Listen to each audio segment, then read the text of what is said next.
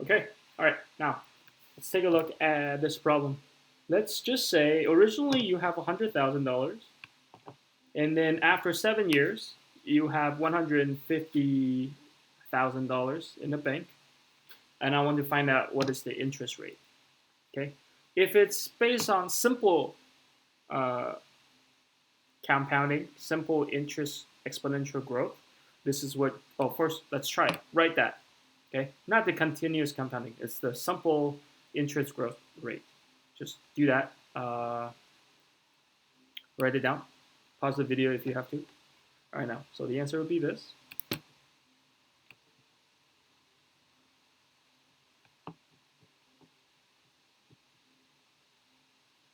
And then if I ask you to solve, you divide this to the other side. R to the 7th power equals to 1.5, right?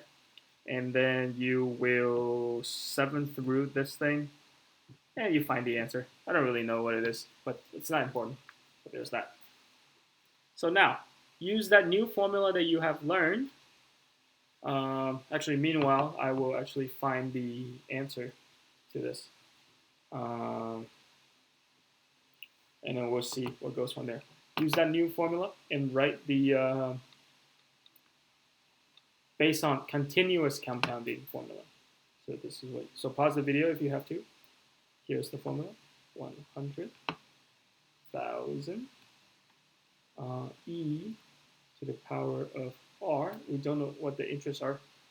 This r and this r are totally different. This r includes the 100, but this one will not. Okay. How long does it take? 7 years, and you get 150,000. Yep. So e to the r, 7r equals to 1.5. We natural log both sides.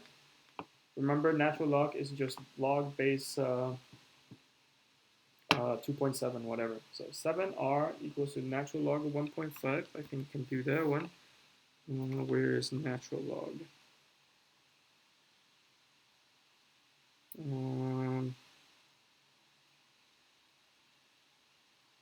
Yeah, I can't find it on my calculator. I have a different calculator than you.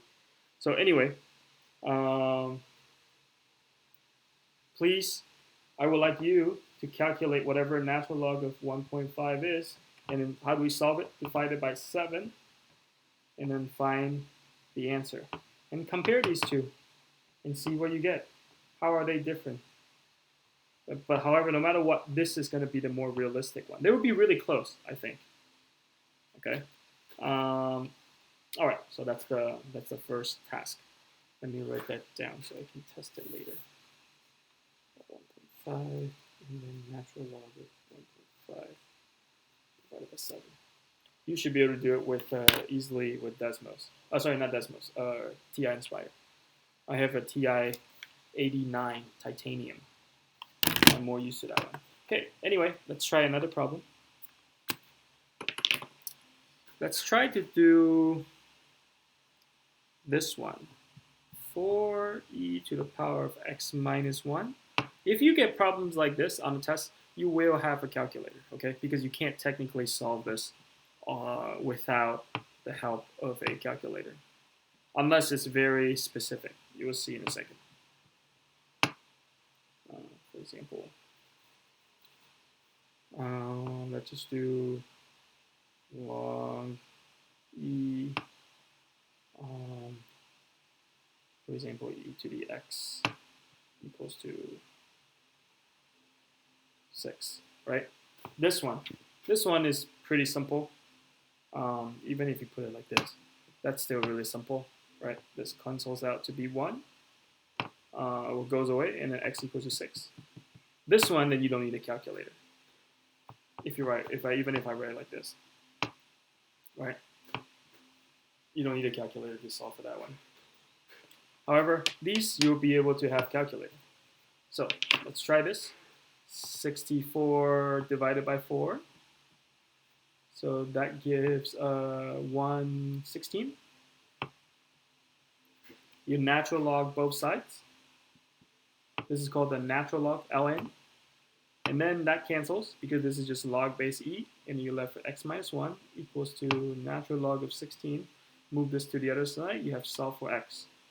At this point, you will be able to use a calculator. You'll be able to use natural log of 16 plus 1. I don't know what it is, but you could calculate. Same with this one. Okay, so you will move this 3 to the other side. So natural log 5x to the third power equals to 7. Now, use e base on both sides.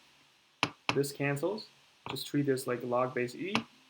5x this, e to the 7th power divided by 5 on both sides. And you have that. And then let's continue and solve for x. So x equals to third root of e to the 7th power divided by 5. You can easily use a calculator to find that, whatever this one roughly equals to. Okay, all right. Go back to class, please.